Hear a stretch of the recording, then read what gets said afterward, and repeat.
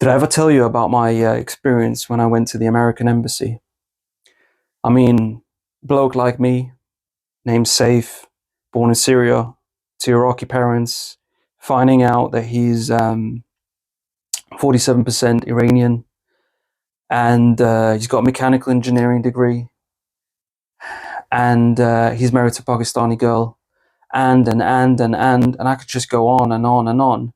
I try to explain to my workplace, like, guys, come on, they're not going to accept it. I already got declined for the flipping that thing you do online, the visa one. I mean, within 20 minutes, you just like decline, and they want your social media and all this stuff. And honestly, guys, I don't even post. I don't even use Facebook, to be honest with you. But I gave them everything, and they were like, dude, you're going to have to come to the embassy. It's the only way.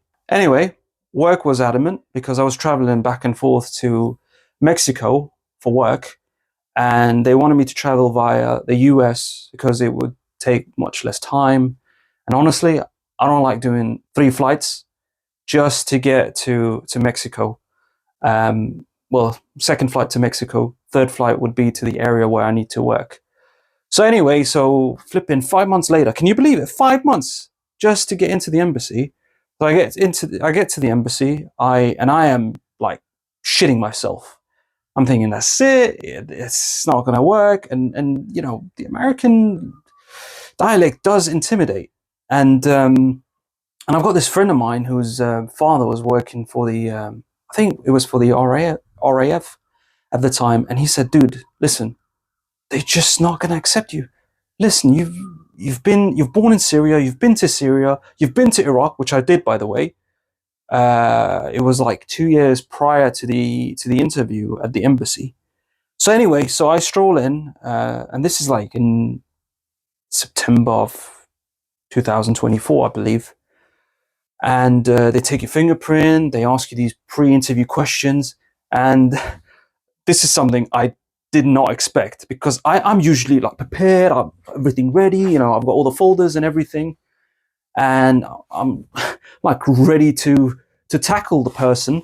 And the lady just goes to me, "Did you have 3 points on your license, on your driving license, 2 years ago?" And I'm like, "Yeah, I did." She's like, "Okay.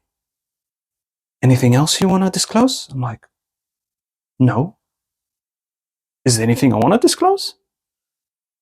Dude, I was so boggled. I was like, I did not expect that. And this is what the Americans are so good at doing. It's almost like psychologically they know you're tripping, and they know what you're thinking. So they're like, what should we ask him, which he's not expecting? Yeah, we have his history of where he's been in 2014. Why don't we ask him about that? Definitely wouldn't expect it. I'll be honest, I wouldn't.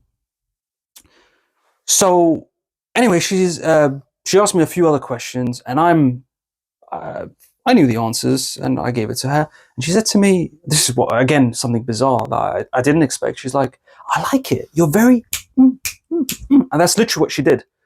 And I was like, "Okay, I guess that's good." She's like, "Yeah, it's very good." At that point, I realized it's not just me. Everyone here are like freaking worried. And I remember I was behind a lady, and she was texting like her partner or someone, and he was like, "You can do it, girl. Come on, blah blah blah, whatever." And I was like, "Okay, well, I guess I'm fine because everyone's feeling like this, and you don't really know until you go through it. If you know what I mean." And so, and I get to the main, like the actual main interview, and by then I'm like I've sweat, and I'm trembling, and I don't know like how to act. And so I'm standing there, and he's like, I think he asked me. The first question was, "Can you confirm your name for me?" And I gave him my name. "Can you confirm where you live in?" I told him where I lived. It's like, and then he asked me. I think by the fourth or fifth question, he asked me, "So you've been to Iraq?" And I said to him, "Yeah," because it's in the application. I'm not going to flip and lie about it. He's like, "Why do you go to Iraq?" I said, "Well, my grandmother's there, so I wanted to visit her, and I have an auntie there. Well, two aunties." And he said, and again, one of those questions that you just didn't expect. Do you have any family members who are in the military? And I was like, no, not that I know of.